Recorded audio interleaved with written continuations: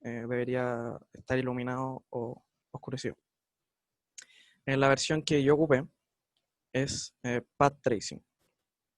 El Path Tracing es un tipo Ray Tracing y lo elegí porque es mejor para calcular iluminación global. Que la siguiente diapositiva voy a decir lo que es. Es una evolución del Widget Ray Tracing clásico.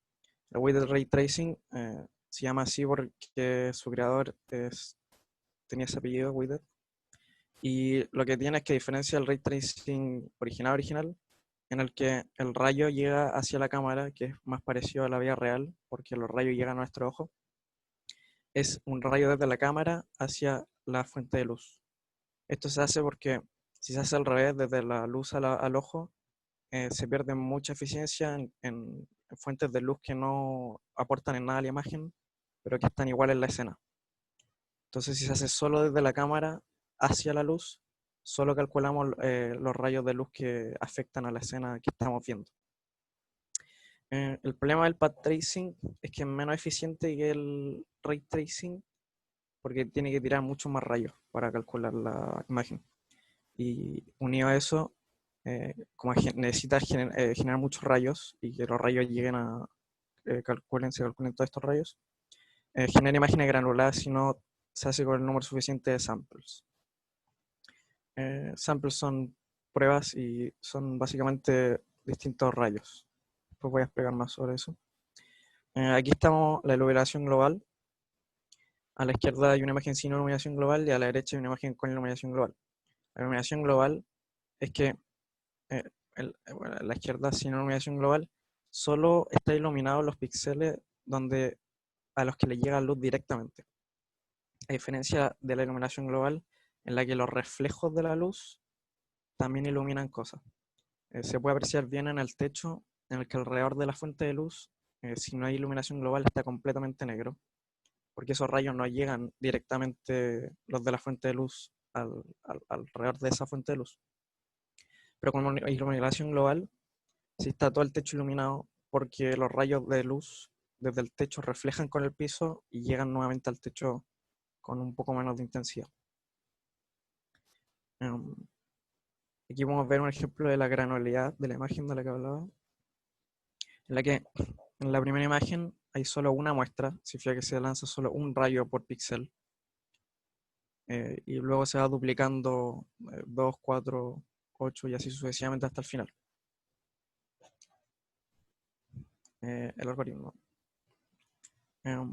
Se lanzan muchos rayos por cada píxel. Desde la cámara atraviesa el píxel y choca con la escena.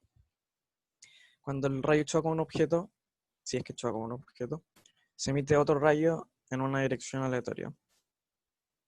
Y luego una cantidad de rebote a definir, o si el rayo llega a una fuente de iluminación, el rayo muere.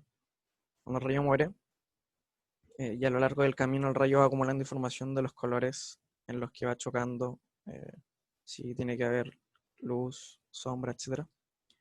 Y cuando muere, eso se suma al color que se cree que debería tener ese píxel. Se hace con todos los puntos y se hace un promedio de todos estos puntos. Y eso es lo que nos da la imagen. Esto es un algoritmo aleatorio y está ampliamente conectado con Monte Carlo. Aquí vamos a ver la ecuación de renderizado, que es como esta que se muestra aquí con la integral. Es como la ecuación en teoría perfecta. Así debería hacerse. El problema es que es muy costosa. Aquí vemos a la izquierda lo primero, en la intensidad de la luz. Es básicamente lo que queremos calcular en el píxel P, cuál es la cantidad de luz que quería ver. Y lo primero que se le suma es la luz emitida por el punto, si es que emite luz. Si no emite luz, eso es 0. Y esto no lo calculamos porque se obtiene de la escena. Nosotros sabemos qué puntos son parte de una fuente de luz y qué puntos no. Luego está en la luz reflejada, y se calcula con una integral. La integral de la luz proveniente de todas las direcciones hacia el punto, modulado por la probabilidad de que se disperse en distintas direcciones. La integral muy costosa, por ende no se puede hacer en tiempo real. Y por eso se reemplaza con un promedio de múltiples muestras de Monte Carlo. O sea, básicamente muestras aleatorias. O sea, muchas muestras aleatorias y saca el promedio y mientras más muestras, más probable es que tengamos el color correcto. Es por eso que con pocas muestras se obtienen imágenes granuladas, porque hay puntos que se calculan mal o hay puntos en los que ningún rayo nunca tocó ese punto, entonces no se puede saber qué color debería tener. ¿Por qué se necesita la GPU? Se necesita porque el algoritmo es muy pesado para la CPU y por ende toma mucho tiempo. Y es súper importante que sea lo más rápido posible si es que queremos hacerlo en tiempo real. Porque, por ejemplo, la implementación en la que tengo, uno se puede mover con las teclas en distintas direcciones y si no es lo suficientemente rápido en hacer el cálculo entre medio de los inputs del usuario, se nota, hay poca fluidez. Los principales desafíos a resolver son conectar OpenCL y OpenGL para hacer el cálculo a la GPU y mostrarlo en la pantalla usando la CPU. Y ahí había un problema que tuve que solucionar, que me costó harto, que lo solucioné con guards, con barreras, pero no eran barreras de OpenCL, eran barreras en el host con una librería llamada Bus. Y es porque sin eso el OpenGL trataba de imprimir valores aunque no estuviera listo en la GPU y el programa moría. Otro desafío fue entender la implementación en GPU de Path Tracing y bueno, hacer los cambios requeridos para que el programa funcionara. La solución ocupa C++ para el código en host y OpenCL para el kernel.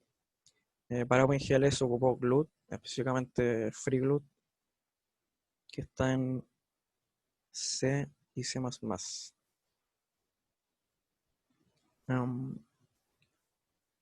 Este proyecto no está basado en un paper, por lo que tuve que buscar en internet implementaciones de Path Tracing, perdón, y las que encontré y en las que me basé son los programas Small PT GPU y Small PT GPU 2 de David Bucciarelli, que a su vez están basados en el código de Path Tracing Small PT de Kevin Bison.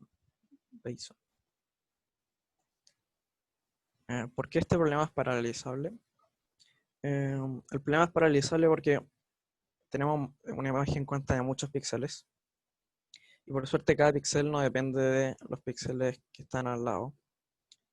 Podemos calcular todos los píxeles de forma paralela y una vez que tenemos la información de todos los píxeles hacemos el promedio de los resultados, lo que nos da el valor probablemente correcto.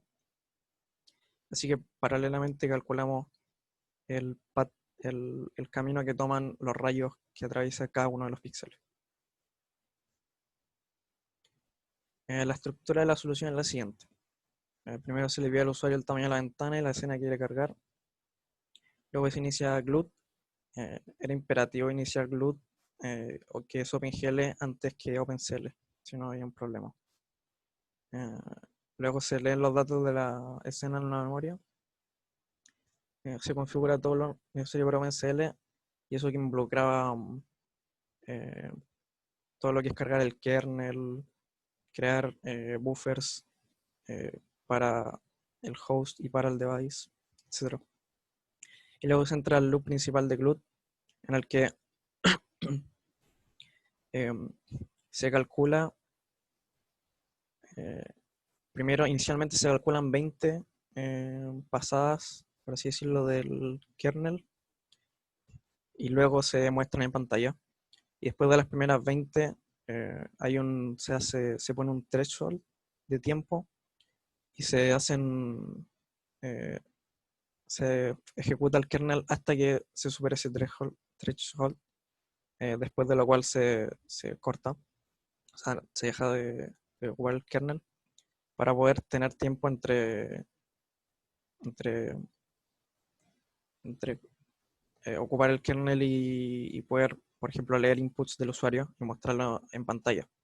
Si no se quedaría pegado mucho tiempo, no se podría hacer nada. Las escenas que se cargan tienen este formato y en ellas están todas las esferas que son parte de la escena. Solo se pueden cargar esferas porque la intersección se hace con la fórmula cuadrática de la esfera. La primera línea tiene la cámara. Los primeros 3 números son el lugar en el que está la cámara y los últimos 3 son el lugar a donde está mirando. 6 nos dice el número de esferas que hay en la escena. Después cada esfera tiene un radio, coordenadas X y Z, después coordenadas de iluminación. Esos números nos dicen que, esto de acá, si es que la esfera emite luz o no.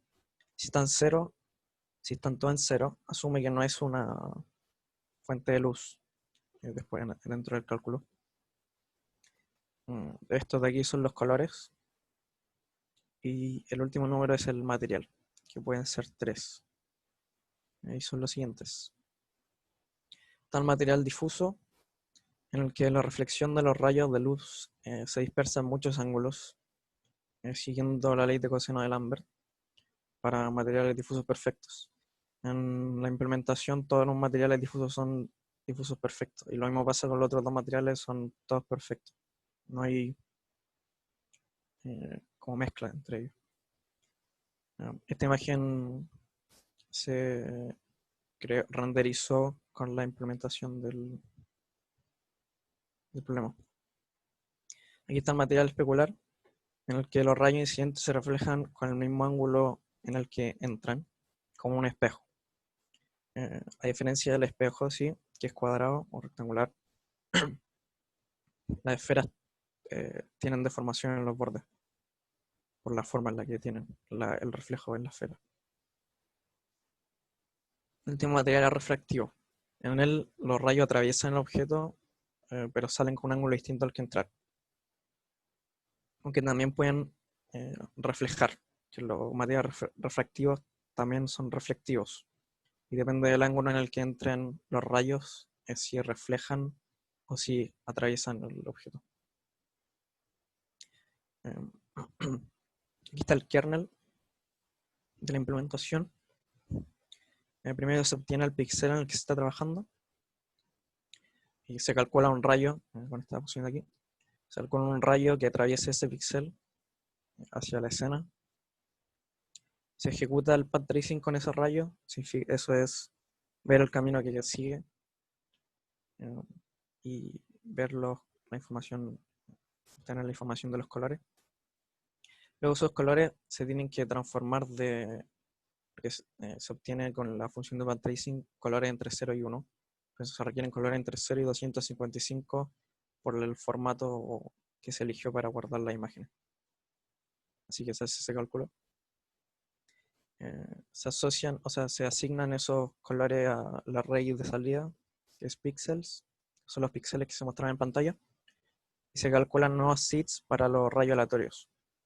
Porque se ocupan esos seeds para crear los rebotes y nuevos rayos, etc.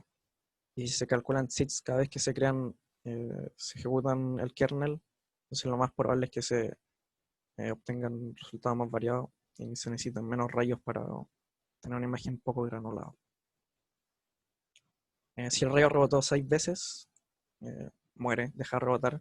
Se hace esto porque si no se hiciera eso, se rebotarían infinitamente y no tendríamos nunca el resultado.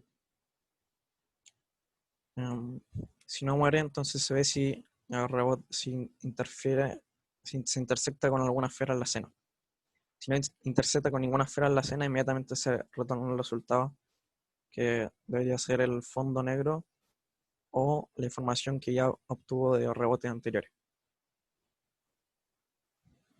Esta es la intersección del rayo con una esfera y es básicamente la fórmula cuadrática. Se ocupa la fórmula cuadrática Y si, bueno, se hace como un epsilon, si es que la diferencia es menor a ese epsilon, significa que la atraviesa o está muy, muy, muy cerca de la esfera. Si es mayor, significa que está lo suficientemente lejos de la esfera como para no contar como intersección. Aquí continúa el path tracing. Luego de ver que no se cumple ninguno de los casos anteriores, o sea, no es el sexto rebote y sí chocó con un objeto. Entonces se calcula el punto en el que chocó dentro de esa esfera y se calcula la normal desde ese punto con respecto a la esfera. Em, y se agrega al cálculo la luz eh, en ese punto y se hace otro rayo, rebota otro rayo. Si el material es difuso, entonces se calcula los rayos, se calcula primero la iluminación directa, que son los rayos de sombra y de luz, que es lo mismo que el ray tracing común, em, pero luego se tiene que sumar la difusión, que es calculando bueno, la dispersión de la luz, que se calcula con valores aleatorios también. En general, todos los rayos que se crean o se calculan son con valores aleatorios. Si el material es especular, se calcula el ángulo de incidencia con el que entra el rayo para eh, eh, crear un rayo de reflejo. Este rayo es el único que no es aleatorio, porque depende del rayo del ángulo de incidencia. Em, si el material es refractivo, como había dicho anteriormente, también es reflectivo. Así que se debe calcular el ángulo y depende del ángulo con el que entra. Se ocupa aquí este término de Fresnel, que es una fórmula. Si es que el ángulo es muy pequeño, si es poco profundo con respecto al punto de inserción, a la normal, entonces se refleja. Y si es mayor, se refracta. Y refractar es que atraviesa el objeto, pero con un ángulo distinto al que entró, que se calcula con las funciones. ¿Cómo leeré los resultados? Creé distintas escenas y corrí el programa con ellas. Viendo cuánto tomaba en crear una imagen que fuera lo suficientemente clara. Una vez creada la imagen, vi que las esferas se comportaran como deberían, dependiendo de su material, y se comparó con respecto a la caja de Cornell. La caja de Cornell, aquí la voy a mostrar, es una escena clásica en la renderización de imágenes y se ocupa porque se dice que el renderizado es lo suficientemente realista como para comportarse como debería comportarse la caja de Cornell. Aquí un ejemplo de caja de Cornell, se ve que estos materiales son difusos, pero también hay con materiales refractivos. Em, y bueno, como estos son materiales difusos, se nota que aquí, por ejemplo, el rojo, estos dos son blancos, pero en los bordes, el rojo y el verde, se puede ver cómo reflejan desde la pared. Porque los rayos de luz chocan con la pared y como es difuso, reflejan en las cajas. Ahora voy a mostrar el programa, cómo funciona.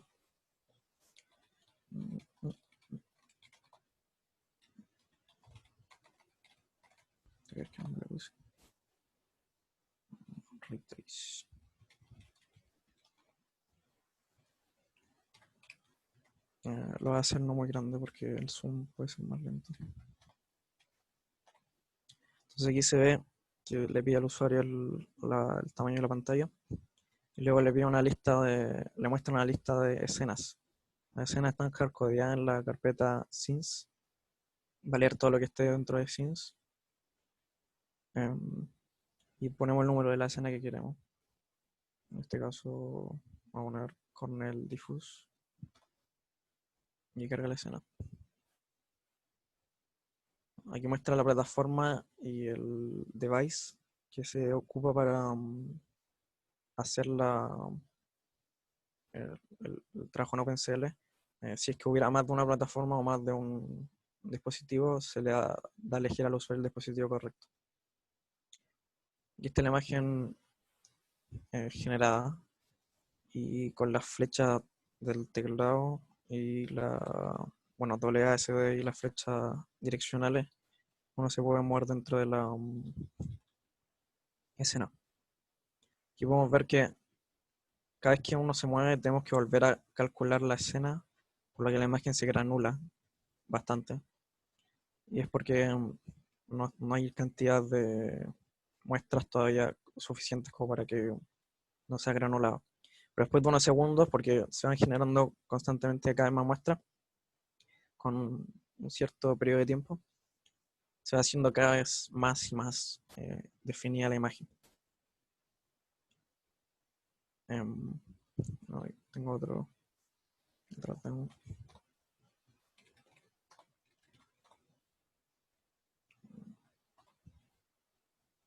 Aquí vamos a ver esferas refractivas que son como vidrio, básicamente. Son como canicas de vidrio, con tres esferas que emiten luz de distintos colores. Y podemos ver que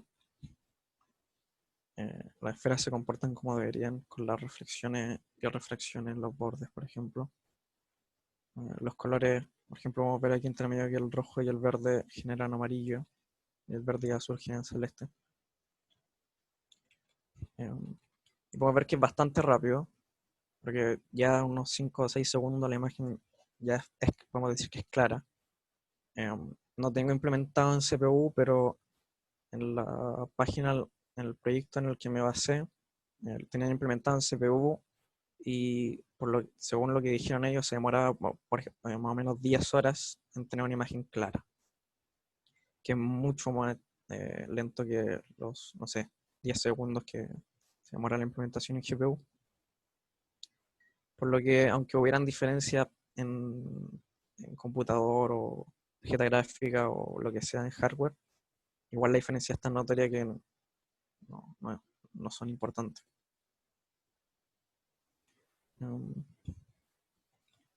Eso básicamente, aquí tengo la bibliografía. Primero me basé en este blog en el que hablan de path tracing, pero después me di cuenta que él se estaba basando en estos trabajos, así que me basé en ellos. Y después me di cuenta que ellos también se estaban basando en el código de 99 líneas que yo había nombrado. Ya no lo encuentro. Pero me basé en ese también, básicamente. Eso.